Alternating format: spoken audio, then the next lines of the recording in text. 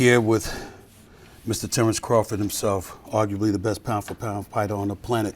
You wanted this fight. That's what you told me. You told it to me years ago. You told it to me last year. You wanted it bad. You got it now. How are you feeling as we get set for Saturday night? I'm feeling great. You know, I'm ready to go out there and make history. What should people expect to see from Terence Crawford in this fight? A little bit of everything. You know, I think I'm going to have to do a little bit of everything in there. I think Canelo is a great fighter. He's one of the all-time great Mexican fighters. I think he's going to bring the best out of Terence Crawford, and a lot of people are going to be surprised. What do you think you need to do in order to win the fight, considering the level of greatness that Canelo brings to the table? Be myself. And who is that? Terence Crawford. That's it. You know, I'm 41-0 for a reason. Mm-hmm. You know, just be myself and just go out there and have fun, like I always do. You're a four-division champion. You're undefeated, 41-0, 31 KOs. We know who you are. We know what you bring to the table. But that was as a junior welterweight, a welterweight, obviously a junior middleweight. You're bypassing the middleweight division, going up 2 weight classes in order to fight this guy. Why did you want to do this so badly? Because we the 2 best fighters of our era. You know, still, you know, going strong. Everybody else is, you know, either younger than us or, you know, passed and retired. So why not? You know, I want to challenge myself. The best always looking to fight the best and challenge themselves, you know, and why not, you know, challenge myself with the likes of Canelo. Big risk, big reward. I got the impression, usually when you see a big-time match, the public wants it, the promoters are wanting it. It seemed like you were the one asking for this. Did you have to convince Canelo to do this, or is it a situation where both of you decided a long time ago that this was something that was inevitable? I don't think he wanted to fight at first because he felt like it was a lose-lose situation, especially me having one fight at 154 and him getting backlash against Charlo and things like that. So I think Turkey, you know, had a big part in convincing him to take the fight with me. So when he decided to take this fight, I'm imagining, first of all, money matters and nobody needs to apologize for that. But outside of the money, what do you believe he thinks he gets out of fighting you? Well, you know, I'm an all-time great as myself. You know, I'm a fighter that never been defeated. He's looking to be that fighter to defeat me, you know, and, you know, I don't know, it's probably certain personal reasons as well, but he would definitely get credit for beating Terence Crawford. Now, knowing you, I know that you're aware of the things that people are saying. You're moving up in 2 weight classes, you're the smaller man. In order to beat Canelo Alvarez, you're going to have to keep your distance. You're going to have to fight on the outside. Whatever you do, Terence Crawford, don't exchange against him. This is the stuff that people have been saying and analyzing and dissecting this upcoming fight. What do you feel you have to do? Like I said, be me. I don't got to, you know, listen to the people that's not in the ring fighting. You know, they not in the ring fighting. I'm the one in the ring fighting. So I'm going to do whatever I got to do to get the job done.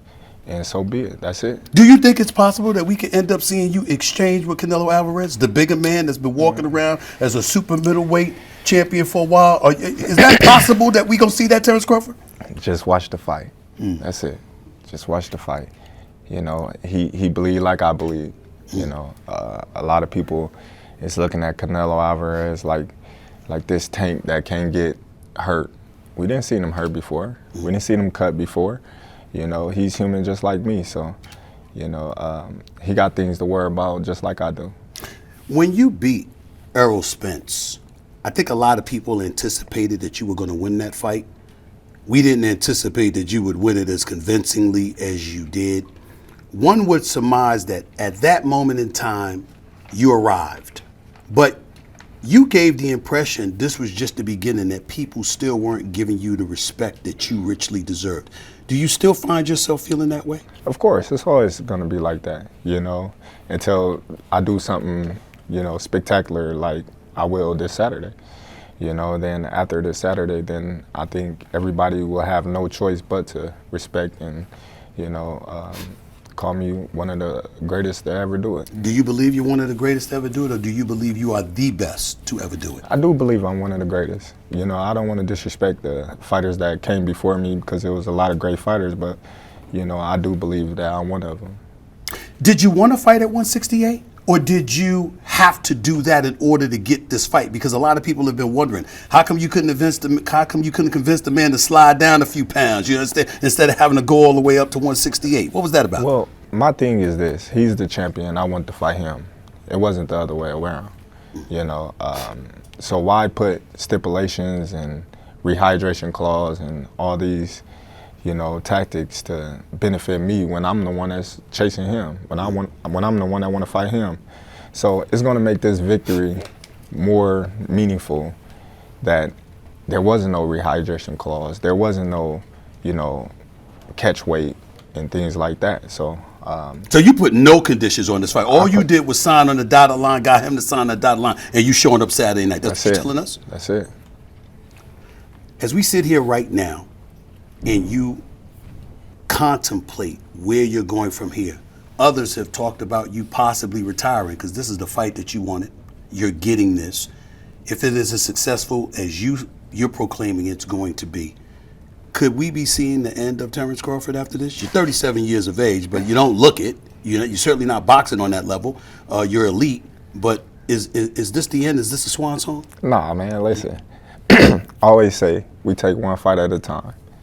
You know, this is the fight that we at, and after this fight, we're gonna take one fight at a time and see where we at. Is it just about a win, or do you win, you have to because you use the word spectacular. Now, when we say spectacular in boxing, that usually involves a knockout, which is something that this has never happened to this man in 65 professional fights. As a welterweight, as a junior middleweight, as a middleweight, as a super middleweight, as a light heavyweight, he has never been knocked out. Is that what you're talking about doing? Listen, if the knockout's there and it comes, then it comes. But I can assure you that I'm going to have a spectacular win. And everybody's going to be talking about it. You talked to me and you were talking about a legacy fight. You wanted that badly. We thought it was going to be Errol Spence, and maybe it is in some people's eyes, maybe it isn't because of how lopsided it ended up being. But clearly this one is. Was there anyone else out there that you were thinking about if you didn't luck up and get Canelo to fight you? Not at all. Not at all. You've been fixated on this man for a while. There's not one fighter out right now that I can match up with right now that can generate a mega event like this. When you look at the landscape of boxing right now, any active fighter right now, you can't name one, not one. So, you know, that's another reason why I picked Canelo Alvarez, because, like I said, we the two best fighters of this era, and you know, it's the biggest fight in boxing. Is there anything, before I let you get on out of here, is there anything that can happen in this fight that would make you feel as if you have finally received the respect and the adulation that you deserve? A victory. That's it. By any means? By any means. Any prediction for the fight, specifically? A victory. I'm just asking. For sure. No knockout.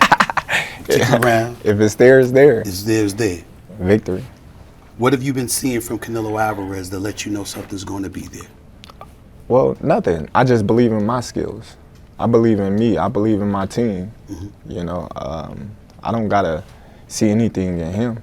I see it all in me. My belief is what's gonna take me to the top. People look at you and they say sometimes it appears as if you have a healthy dislike for some opponents. In Errol Spence's case, that wasn't necessarily the case. In Canelo's case, what's that relationship like between you two? I don't got no bad blood against Canelo. You know, like I said before, you know, he just got something that I want. That's it. It's all business. And it's not just the title, it's what else? It's everything. He got everything. And I'm coming to get it. And when you beat him, you'll have everything? That's right.